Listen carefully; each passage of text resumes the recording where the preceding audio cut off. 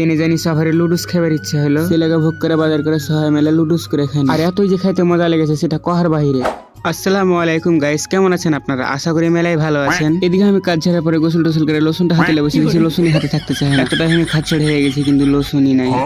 এ বাহানি চলে গেছিল দোকানে সবকিছু কিনতে, কিন্তু রুমের আগা দিকে পদ্মার মতো একটা না একটা গামছা থাকবেই। আর কথা না বাড়িয়ে ছাড়া এখন একটা লসুন দেখাতে দেখালে লসুনটাকে আর পায়ে মাখা লাগালে নেই তেল দিয়ে দুটা মিলা হলে 190 টাকা। আর এদিকে শহরের লাগে লুডুসের বাজারটা লিয়ে চলে গেল। ভুলা মনে ফের তেলের বোতল লিয়ে যেত, ভুলে গেছেন ফের তেলের বোতলটাকে লিয়ে চলে গেল, দিয়ে আসুন তেল। আর এই লোকটা খালি হাতে সবসময় খাবে টিকটক। এদিকে আমার জিয়ালা ডালের মতন হাত পাগলা হয়ে আছে, হাত পাগলা তাকে তেল টেল একটু মেখে যেন হাত পাগলা আর খসখস না করে, লসুনটাও মুখে মেখে নেনু যেন মুখখানটা আর খসখস না করে। দিয়ে খসখসের ভাই মুখ হাতকে ফসফসে করে একেবারে একটু ঢং টং করে চলে গেল। হেসেল ঘরে দিয়ে এলুন একটা হাড়ির মধ্যে পানি লিয়ে দিয়ে গরম করতে, হাঁড়ি চাপিয়ে ঢাকনা দিয়ে ঢেকে এদিকে পেঁয়াজ কাটতে লেগেছে যতক্ষণ না গরম পানি হচ্ছে।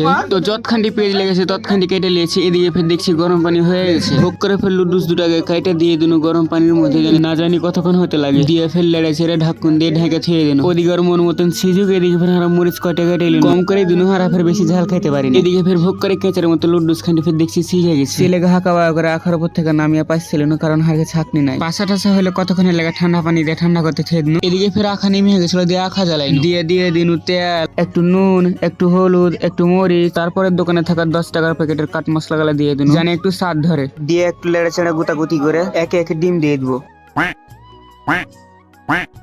পক পক করে ডিম দিয়ে লাড়ে ছেড়ে গুঁতাগুতি করে যে লুডুস খানি ঠান্ডা করতে দিয়েছিল ওই লুডুস খানি এখন দিয়ে দিব। দেওয়ার পর লাড়া চাড়া গুঁতাগুতি করে লুডুসের প্যাকেটে যে মশলাটা থাকে ওই মশলাটাও দিয়ে দিব। এটা দিলে ভালোই লাগে খেতে, হারা মেলায় খেয়েছি। মেলা এখন লাড়া চাড়া গুঁতাগুতি করার পরে হাতে লুডুস ডান দিয়ে চলে গেল ঘরের মধ্যে লিয়ে এখন সবারই প্লেটে ভাগ করে দিব। যারাই ভাবে শহরের সাথে একসাথে খেয়েছে তারাই বুঝবে কত মজা খাইতে। আর ওইভাবে মেলা দিন পর খাইনো আর খাইতে যে এত মজা হয়েছে। আর ভিডিওটি ভালো লাগলে চ্যানেলটি সাবস্ক্রাইব করে দিবেন। আর সত্যি ভাই অসাধারণ হয়েছিল। গ্রামের বিহা মানে আনন্দ ফুর্তি, লাফালাফি কুদ্দা কুদ্দি কুস্তা কুস্তি, আর নেড়া লাফাইলে তো বক্স লাগবেই নাকি।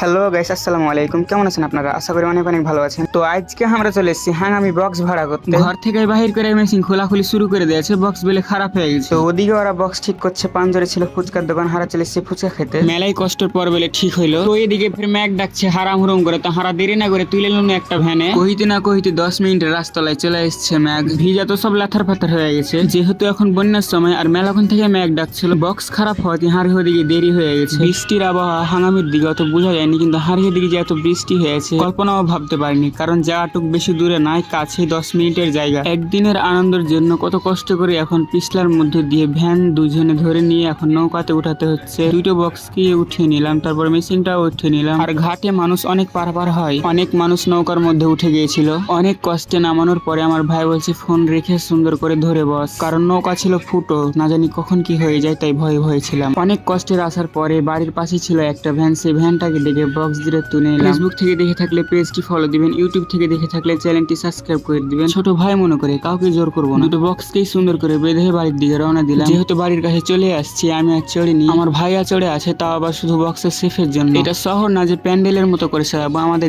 গ্রামের মতো করে সাজিয়েছি। সবকিছু সেটিং করার পরে একটা গান দিতে বললাম, তারপর ওরা ধরা চাচা ভাতিজা নাচছি, কারণ আমার বিয়ে। সব মিথ্যা কথা।